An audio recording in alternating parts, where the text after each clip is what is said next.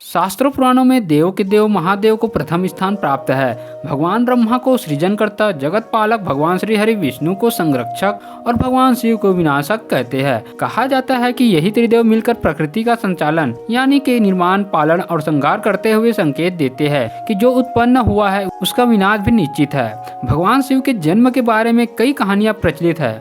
भोलेनाथ का जन्म कब हुआ, कहाँ हुआ, कैसे हुआ, इसके बारे में पुराणों में तरह तरह की बातें की गई है। त्रिदेव की उत्पत्ति खुद एक बहुत बड़ा रहस्य है। कई पुराणों का मानना है कि भगवान ब्रह्मा और जगत पालक भगवान श्री हरि विष्णु की उत्पत्ति भगवान शिव से हुई है। परंतु शिव भक्तों के मन में सदैव यह प्रश्न उठता है कि भगवान शिव ने कैसे जन्म लिया था। तो आज हम इस वीडियो में उन सभी प्रचलित कथाओं और पुराणों के बारे में बात करेंगे जिनमें भगवान शिव के जन्म को लेकर भिन्न भिन्न प्रकार की कथाएं दी गई है। मगर वीडियो में आगे बढ़ने से पहले हमारे साथ कहिए हर हर महादेव। कहा जाता है कि भगवान शिव स्वयंभू है, जिसका अर्थ है कि वे मानव शरीर से पैदा नहीं हुए हैं। जब कुछ नहीं था तो भगवान शिव थे और सब कुछ नष्ट होने के बाद भी उनका अस्तित्व सदा रहेगा। भगवान शिव को आदि देव भी कहा जाता है, जिसका अर्थ हिंदू धर्म में सबसे प्राचीन देव से है और वे देवों में प्रथम है। भगवान शिव के जन्म के संबंध में एक कहानी शास्त्र में वर्णित है, जिसके अनुसार भगवान ब्रह्मा और भगवान विष्णु के बीच एक बार इस बात को लेकर बहस हुई कि इन दोनों में बड़ा और सर्वश्रेष्ठ कौन है। तभी भगवान शिव ने दोनों की परीक्षा लेने के लिए स्वयं एक रहस्यमय खंभे का रूप ले लिया। खंभे का आदि और अंत दिखाई नहीं दे रहा था और तभी भगवान ब्रह्मा और भगवान विष्णु को एक आकाशवाणी सुनाई दी और उन्हें इस खंभे का आदि अंत ढूंढने को कहा गया। जिसके बाद ब्रह्मा जी ने तुरंत एक पक्षी का रूप धारण किया और खंभे की ऊपरी हिस्से की खोज करने निकल पड़े। वहीं भगवान विष्णु ने वराह का रूप धारण किया और खंभे के आखिरी छोर को ढूंढने के लिए निकल पड़े। तो उन्होंने बहुत प्रयास किए किंतु असफल रहे और जब दोनों ने हार मान ली तो भगवान शिव, जो कि विशाल खंभे के रूप में थे, अपने वास्तविक रूप में आ गए। तब भगवान ब्रह्मा और भगवान विष्णु ने माना कि सकल ब्रह्मांड को एक सर्वोच्च महाशक्ति चला रही है और वह महाशक्ति स्वयं वो भगवान शिव है। जिस प्रकार इस ब्रह्मांड का ना कोई अंत है और ना कोई शुरुआत, उसी प्रकार शिव अनादि है। संपूर्ण ब्रह्मांड शिव के अंदर समाया हुआ है। जब कुछ नहीं था तब भी शिव थे और जब कुछ ना होगा तब भी शिव ही होंगे। शिव को महाकाल कहा जाता है, अर्थात समय। शिव अपने स्वरूप द्वारा पूर्ण सृष्टि का भरण पोषण करते हैं। इसी स्वरूप द्वारा परमात्मा ने अपने शक्तियों से सभी ग्रहों को एकत्रित कर रखा है। परमात्मा का यह स्वरूप अत्यंत ही कल्याणकारी माना जाता है, क्योंकि पूर्ण सृष्टि का आधार इसी स्वरूप पर टिका हुआ है। पवित्र शिव पुराण के एक लेख के अनुसार कैलाशपति शिव देवी आदि शक्ति सदा शिव से कहते हैं कि हे मात, भगवान ब्रह्मा तुम्हारी संतान है तथा भगवान विष्णु की उत्पत्ति भी आपसे हुई है, तो उनके बाद उत्पन्न होने वाला मैं भी आपकी संतान हुआ। परंतु कैलाशपति शिव सदा शिव के पूर्ण अवतार है। जैसे भगवान श्री कृष्ण भगवान विष्णु के पूर्ण अवतार है, उसी प्रकार कैलाशपति शिव सदा शिव के पूर्ण अवतार है। सदा शिव और शिव दिखने में, वेशभूषा और गुण में बिल्कुल समान है। शिव पुराण के लेख के अनुसार सदा शिव कहते हैं कि जो मुझ में और कैलाशपति शिव में भेद करेगा या हम दोनों को अलग मानेगा वो नरक में गिरेगा, और साथ ही भगवान शिव और भगवान विष्णु में जो भेद करेगा वो भी नरक में जाएगा।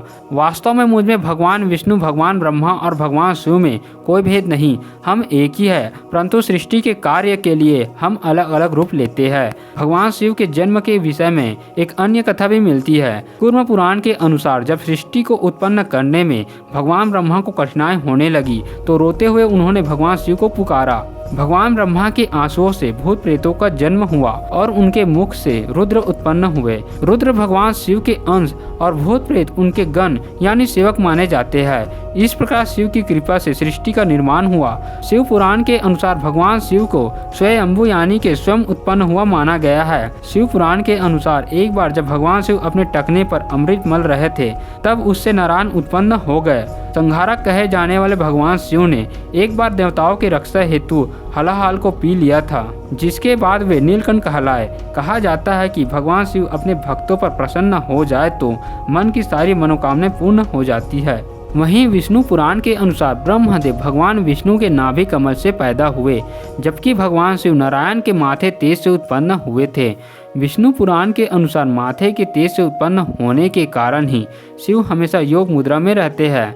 श्रीमद् भागवत के अनुसार एक बार जब भगवान विष्णु और भगवान ब्रह्मा अहंकार से अभिभूत हो स्वयं को श्रेष्ठ बताते हुए लड़ रहे थे, तब एक जलते हुए खंभे से भगवान शिव प्रकट हुए।